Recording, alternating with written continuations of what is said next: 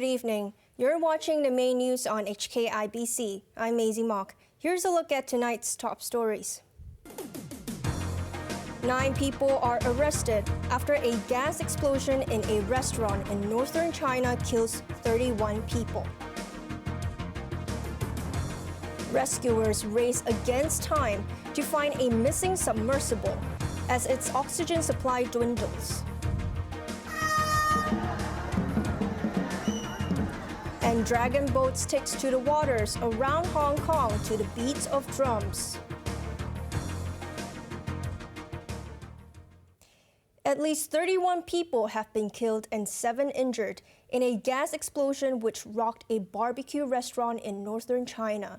9 people were arrested as President Xi Jinping ordered an investigation. An evening out on the eve of the 3-day Dragon Boat Festival holiday ended in tragedy in the northern city of Incheon. A gas explosion at a popular barbecue restaurant at around 8 p.m. claimed more than 30 lives. Firefighters in the capital of the Ningxia Autonomous Region rescued 38 people from the 2-story building, but most died. The fatalities in China's deadliest restaurant blasts in recent years included students and retirees. Dozens of people living near the restaurant were evacuated. Reports from the city said 2 employees smelled gas and found that a valve on a gas tank had broken. Another staff member was replacing the valve when the explosion rocked the building. Police detained 9 people, including the restaurant manager and director, and froze their assets. President Xi Jinping said the accident was heartbreaking and ordered an investigation, as well as a review of safety procedures across the country. Locally, police have arrested a suspect who escaped from Queen Elizabeth Hospital this morning. The 64-year-old man who was in custody in hospital was found missing at around 4 a.m. He telephoned his family for help, but they called police instead. The man was still wearing his hospital outfit when he was arrested near Pak Tin Estate in Shamshui-po an hour later. He was detained earlier on suspicion of producing child pornography and was sent to hospital after complaining of feeling unwell.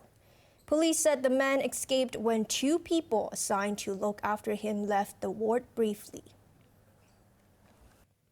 Lawmakers have assured the traveling public that shorter service hours on the MTR will affect only some lines and stations. This comes after the railway company unveiled plans to step up maintenance work when the trains stop running. Chloe Wong reports. The MTR Corporation plans to spend $65 billion over the next 5 years on an upgrade, following a series of accidents last year. Maintenance spending will increase, but commuters are worried because service hours might be shortened to facilitate the work. The railway currently has a 2-hour window overnight for maintenance work. Lawmaker Gary Zhang, a former MTR engineer, said the entire network may not be affected and the shorter service hours may apply only to certain lines and stations. Early shutting down or shortening of service hours will definitely create inconvenience to some passengers. But if we're not doing so, we will also need to bear the consequences. Zhang noted that with extensions on the Chongqing and Tunma lines, shorter service hours will mean more time for constructions and maintenance work. Another lawmaker, Ben Chen, told RTHK that it is reasonable if services are reduced on non-busy days, such as weekends and public holidays. But he added that when trains stop running early, free shuttle buses must be provided for late-night passengers. Chloe Wong, HKIBC. A woman has been arrested for suspected animal abuse after more than 10 cats were found in unhygienic conditions in a Shamshui-po flat. A resident of Kwaiwa House on Fokwah Street complained of water leakage and a bad smell from the flat above his. Police and firefighters broke into the apartment and found the cats, which did not have enough food and water. 14 cats were taken away and handed to the Society for the Prevention of Cruelty to Animals. Police later arrested a 43-year-old woman. The Society for the Prevention of Cruelty to Animals has urged people not to buy pets that are brought into Hong Kong illegally. The appeal comes as the society helps dozens of smuggled animals recover from their ordeal. Salad is recovering from a traumatic experience. Before he was taken under the wing of the Society for the Prevention of Cruelty to Animals, the Shiba Inu was among the 164 cats and dogs and one rabbit which were smuggled into the city a year ago via a speedboat. 60 of them did not survive. Some died from dehydration after being confined to cages for days. The illegal shipment was intercepted by customs and police, and some animals were sent to the SPCA in Wan Chai. 走私嘅過程，佢被逼擠喺一個好細個籠嗰度，仲要 SPCA trainer Lily Leung said Salad suffered from anxiety after being packed in a tiny cage with other animals. The dog needs medication to overcome stress. Salad became upset when coming into contact with other dogs or SPCA staff, so Leung moved him to her office. Since then, it has become less anxious. During the 3 years of COVID, police and the Agriculture, Fisheries and Conservation Department rescued over 5,200 animals in 85 trafficking cases. Around 360 were taken care of by the SPCA, but some died because of sickness. The SPCA urged people to adopt animals from them or other animal rights organizations and avoid buying pets from shops suspected of smuggling animals. Chief Executive John Lee has stressed that Article 23 of the Basic Law will be enacted this year or next year at the latest. Hong Kong is required to introduce legislation banning acts such as treason or secession that endanger national security. Lee told the Hong Kong China News Agency that the range of national security laws in Hong Kong is insignificant compared with the United States. He said the Security Bureau and the Department of Justice are studying the practice in common law countries to ensure that legislation will be comprehensive. Overseas, hopes are quickly fading of finding a submersible which went missing in the North Atlantic. More ships and planes have joined the effort to rescue the 5 people inside the tiny craft, but they have a large area to cover. Janice Low reports. According to initial estimates, the oxygen supply in Titan is about to run out. But more ships and aircraft have joined the search in the North Atlantic for the tiny submersible, which is carrying 5 people. A French research ship has joined the rescue force after more noises, which could come from the missing craft, were heard. Lettelaunt has a remotely operated vehicle, Victor 6000, that can dive 6,000 meters underwater. I think ROVs or remotely operated vehicles are essential to the search and rescue mission. It's really the only way you're going to be able to recover anything from the deep sea floor, and the only way that you can see the deep sea floor live in real time. So these vehicles have cameras, they have other sensors on them, and they're connected via a cable back up to the ship where the pilots are based. But it would be a very complex operation. It would take hours for ROVs to get to the bottom of the water before they can start searching for the missing craft. The surface search is now approximately 2 times the size of Connecticut, and the subsurface search is up to 2.5 miles deep, exponentially expanding the size of the search area. There is an enormous complexity associated with this case due to the location being so far offshore, and the coordination between multiple agencies and nations. The Titan is carrying 5 people, including the owner of the company that launched the submersible. Hopes of reaching them in time are growing slimmer by the minute after contact was lost shortly after the craft dived into the ocean on a trip to the wreckage of the Titanic. Janice Lowe, HKIBC. Hundreds of armed Israeli settlers have attacked the Palestinian village of Tumus Aya, setting fire to cars and homes in a revenge raid. They had burned my cousin's car on fire. They had tried to throw a Molotov inside and try to burn the house. But alhamdulillah,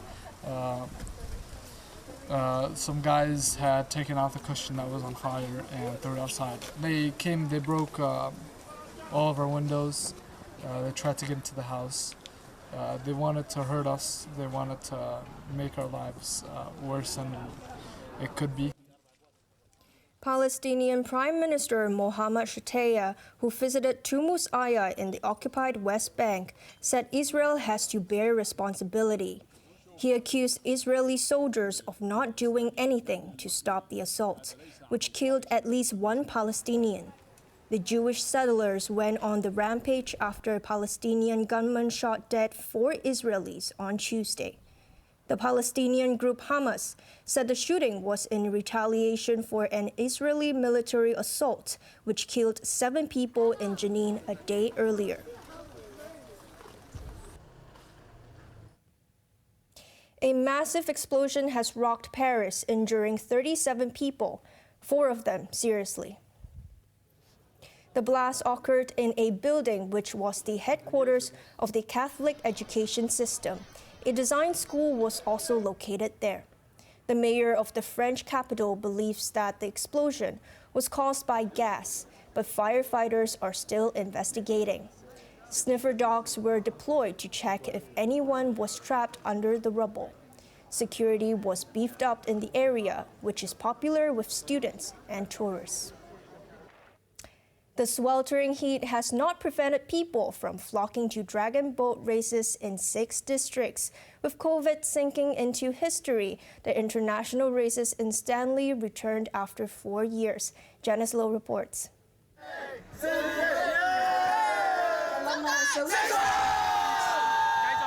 The waters came alive today as Hong Kong celebrated the Dragon Boat Festival.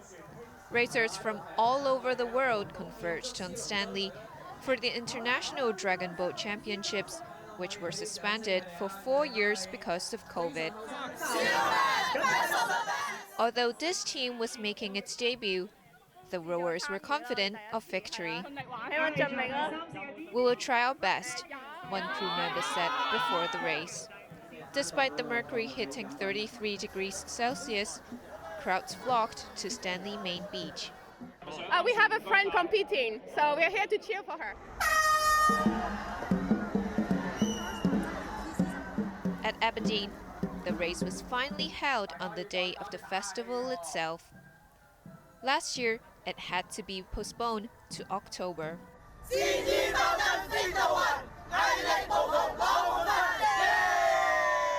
With Hong Kong back to normal, the chairman of the Challenge Club said his team has been practicing thrice a week. Compared with just once weekly during the pandemic. Aberdeen has been staging dragon boat races for over 100 years, and the big demand for front row seats meant some missed out. But there were always special positions for children. For this man and his family, the Aberdeen races were their first. Yeah, I really enjoy it, and I like the looks of the event, and it's very lively. So yeah, I try as much as I can to grasp everything that is around. Yeah. They should be kept, definitely. Yeah, I think it's something very valuable, and yeah, all up for it.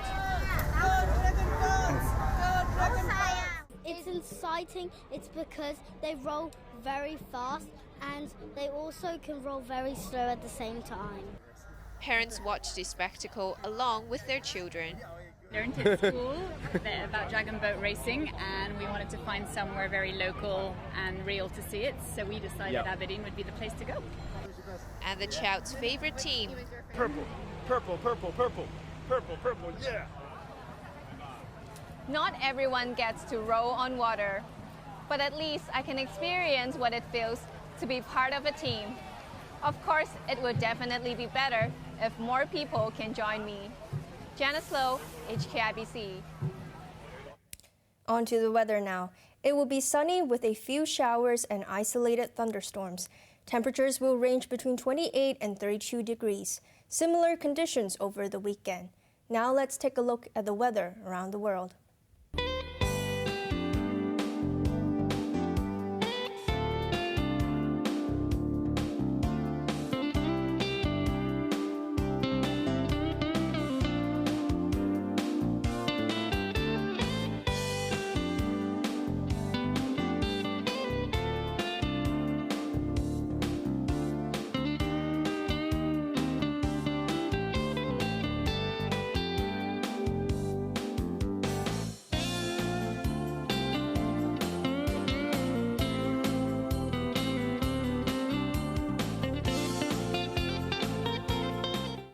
That's our main news for Thursday night. Join us for more news at 11. I'm Maisy Mok. Good night.